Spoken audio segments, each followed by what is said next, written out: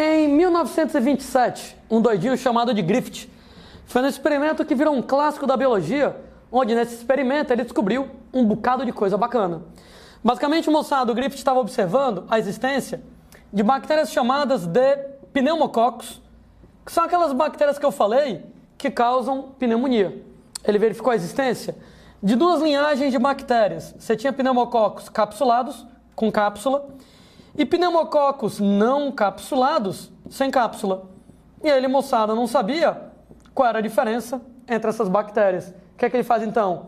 Pega pneumococos capsulados, bota em ratos, pega pneumococos não capsulados e bota em ratos. O que é que ele nota? Que quando ele coloca o pneumococo capsulado no rato, o ratinho, moçada, vai lá e morre. Tchau, ratinho. E quando ele coloca, moçada, os pneumococos não capsulados dos ratos, os ratos vão lá e eles sobrevivem. E aí, pessoas, nesse caso, qual é a conclusão que o Griffith tira dessa primeira etapa da experiência? A conclusão que ele tira dessa etapa da experiência é que a cápsula, de alguma maneira, aumenta a patogenicidade do pneumococo, aumenta a virulência, a habilidade de causar o mal do pneumococo. Aliás, né, gente? A gente tinha conversado sobre isso com vocês, né? Como é mesmo que a cápsula gelatinosa funciona? A cápsula gelatinosa ela é constituída de glicoproteínas, ou só de açúcares, ou só de proteínas, e ela impede a fixação dos anticorpos do hospedeiro.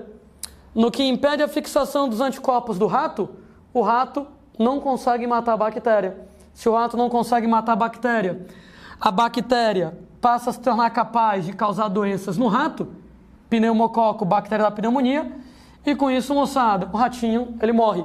Então, quando o pneumococo é capsulado, o sistema imune não elimina o pneumococo, causa pneumonia, tchau, ratinho. Mas quando o pneumococo não é capsulado, não tem a cápsula gelatinosa bacteriana, os anticorpos do rato eliminam a bactéria. No que elimina a bactéria, o rato não desenvolve pneumonia, automaticamente o rato ele vai sobreviver. Bom, aí estava mostrando então o Griffith brincando desse jeito, e um belo dia ele teve uma outra ideia. Ele pegou pneumococos capsulados, vou abreviar, mortos, pneumococos não capsulados, vivos, misturou os dois e colocou no ratinho para ver o que é que acontece. Gente, o que é que o Griffith esperava que acontecesse? O Griffith esperava que o rato sobrevivesse. Por quê? Porque quem causa a doença é o pneumococo capsulado, mas ele está morto. Quem está vivo é o pneumococo não capsulado, mas ele não causa doença.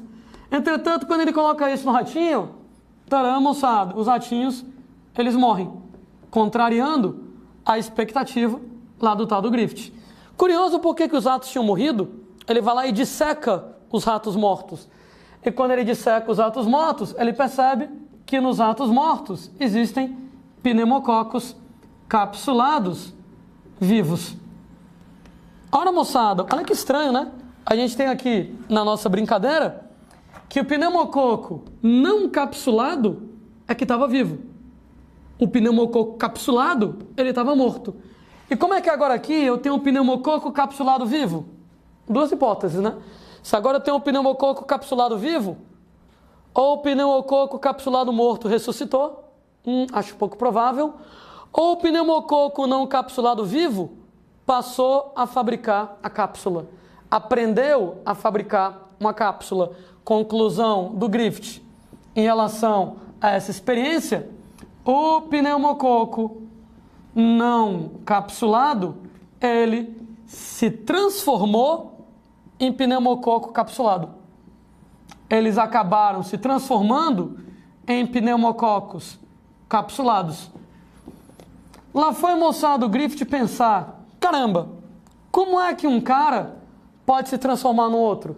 Como é que o pneumococo não capsulado, esse jovenzinho aqui, que ele estava vivo, se transformou no pneumococo capsulado? Quem determina, moçada, as características de alguém é o material genético. Então ele imagina se transformar em pneumococos capsulados pela incorporação, pela absorção do material genético dos pneumococos mortos, dos pneumococos capsulados que estavam mortos. Entretanto, gente, estou falando de 1927. Nessa época, moçada, já conhecia o DNA? Já conhecia o DNA. Mas ninguém sabia que o DNA era um material genético.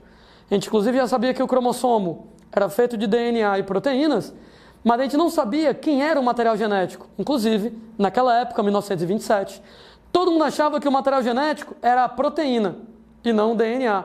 Proteína é muito mais complicado do que o DNA. Proteína é formada por 20 aminoácidos, né, combinações lá várias, enquanto que o DNA é formado por apenas 4 bases nitrogenadas. A galera dizia assim, né, o DNA é simples demais. Né? Como o DNA é muito simples, não deve ser ele o material genético. O material genético deve ser uma coisa muito complicada, deve ser a proteína. E aí o Griffith pensou, não, peraí, se uma bactéria se transformou na outra pela absorção de material genético a partir das bactérias mortas, é uma oportunidade de eu tentar descobrir quem é o material genético.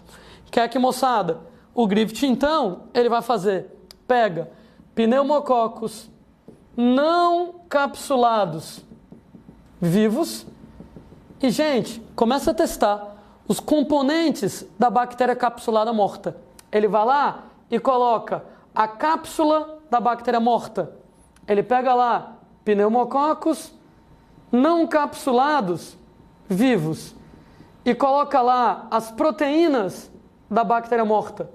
Ele coloca lá os pneumococos não capsulados vivos e coloca lá o DNA das bactérias mortas. Ou seja, para ele tentar descobrir quem era o material genético, ele pegou aquela bactéria morta, o pneumococo capsulado morto, e saiu isolando os componentes. E foi testando de um por um. Pneumococo não capsulado vivo, mais a cápsula da bactéria morta. Coloca, moçada, no ratinho e com isso, moçada, o rato sobrevive.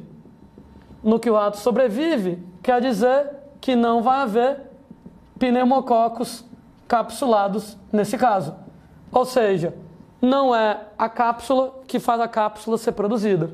Ele vai lá e pega o pneumococo não capsulado vivo e a proteína da bactéria morta, coloca no ratinho e os ratos, moçada, sobrevivem. Se os ratos sobrevivem, quer dizer que dentro dos ratos não existem pneumococos capsulados. Ou seja, não é a proteína que vai fazer você produzir a cápsula. E ele foi testando. Quando ele vai lá e pega os pneumococos não capsulados vivos e coloca, moçada, o DNA, joga tudo isso aqui nos ratos, ele percebe que os ratos, eles morrem de pneumonia. Quando ele verifica lá nos ratos mortos, você tem pneumococos capsulados.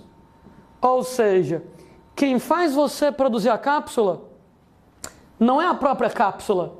Tanto é que esses aqui não desenvolvem cápsula. Quem faz você produzir a cápsula não é a proteína. Tanto é que esses aqui não desenvolveram cápsula. Quem faz você produzir a cápsula é o DNA. Tanto é que quando eu coloco o DNA do pneumococo capsulado morto, você passa a ter pneumococos capsulados. Ou seja, conclusão que o Griffith tira dessa terceira parte da experiência é que o DNA é o princípio transformante. Quando ele fala em princípio transformante, ele, moçada, é o carinha que transforma o pneumococo não capsulado em pneumococo capsulado. Então, ele chama de princípio transformante porque transformou o pneumococo sem cápsula em pneumococo com cápsula. Nesse caso, pessoas, o princípio transformante vai ser o material genético. E aí, baseado nisso, a galera descobre que o DNA é o material genético. Daí, somente moçada com experimento do Griffith, lá em 1927, que a moçada conseguiu verificar pela primeira vez que o material genético é o DNA. Então, antes do experimento do Griffith, a gente não sabia se o material genético era DNA, era proteína. Quem confirma que o material genético é o DNA vai ser essa experiência, para então, né, a galera começar a estudar o DNA mais e mais Em 1953, né, Watson, né, James Watson, né, Francis Crick, né, a Rosalind Franklin vão lá e descobrem a estrutura do DNA e o resto é história, né? Até hoje a gente está lá estudando o DNA, a base, para bem dizer, todos os seres vivos.